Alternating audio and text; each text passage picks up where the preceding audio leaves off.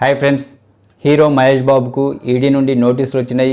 అతను విచారణకు హాజరు కావాలంటని చెప్పి ఒక న్యూస్ అయితే సర్క్యులేట్ అవుతుంది. ఈడీ నుండి నోటీసు రావడానికి ముఖ్య కారణం ఏంది, మహేష్ బాబు ఏమైనా తప్పు చేసినట్టని చెప్పి చాలామంది అనుకుంటారు. ఈడీ నుండి నోటీసులు వచ్చినాయని చెప్పి చాలామందికి తెలుసు, కానీ ఎందుకు వచ్చినాయి, ఏ విషయంలో వచ్చినాయంటే మాత్రం చాలామందికి తెలియదు. దానికోసమనే ఈ వీడియో చేస్తున్నా. మీకు వీడియో నచ్చితే లైక్ చేయండి. మరిన్ని అప్డేట్స్ కోసం ఛానల్ని సబ్స్క్రైబ్ చేసుకొని పక్కన బెల్ ఐకాన్ నొక్కండి. Thank you friends. ఈడీ నుండి మహేష్ బాబుకు నోటీసులు రావడానికి ముఖ్య కారణం సాయి సూర్య డెవలపర్స్ అనే సంస్థ. ఆ సంస్థ 100 కోట్ల అక్రమ లావాదేవీలకు పాల్పడినట్లు ఈడీ గుర్తించింది. అక్కడ విచారణలో భాగంగా 74.5 లక్షలు నగదును స్వాధీనం చేసుకుంది. అక్కడే మహేష్ బాబుకు సంబంధించిన పత్రాలు లభించినాయి ఈడీకి. ఏం పత్రాలు అంటే, ఆ సాయి సూర్య డెవలపర్స్ అనే సంస్థను మహేష్ బాబు ప్రమోట్ చేసిండు. ఆ ప్రమోట్ చేసినందుకు కానీ 2.5 కోట్లు నగదు ముట్టింది. 3,40,00,000 చెక్కులు ఇచ్చినట్టు మహేష్ బాబుకు సాయి సూర్య డెవలపర్స్ అనే సంస్థ మహేష్ బాబుకు 2.5 కోట్ల నగదు, 3,40,00,000 చెక్కులు ఇచ్చినట్టుగా అక్కడ పత్రాలు లభించినాయి. అవి నిజమా, లేకపోతే అంతకన్నా ఎక్కువ ముట్టినాయా, తక్కువ ముట్టినాయా, ఇంకా ఏంది అంటని చెప్పి ఆ క్లియర్గా విచారించడానికి మహేష్ బాబుకు ఈడీ నోటీసులు పంపించింది.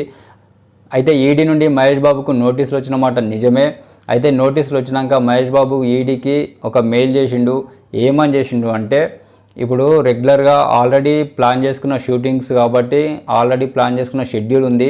ఇప్పుడు నా ఒక్కటి కాల్ షీట్స్ బ్రేక్ అయితే చాలామంది ఆర్టిస్టులు, టెక్నీషియన్స్ అందరూ కూడా బ్రేక్ కావాల్సి వస్తుంది. ఇది కొన్ని కోట్ల ఖర్చు పెట్టి చేస్తున్న సినిమా కాబట్టి నాకు ఒక 2 days టైం ఇవ్వండి, నేను విచారణకు హాజరవుతా అంటని చెప్పి మహేష్ బాబు గారు మళ్ళీ మెయిల్ చేసిండు ఈడీకి.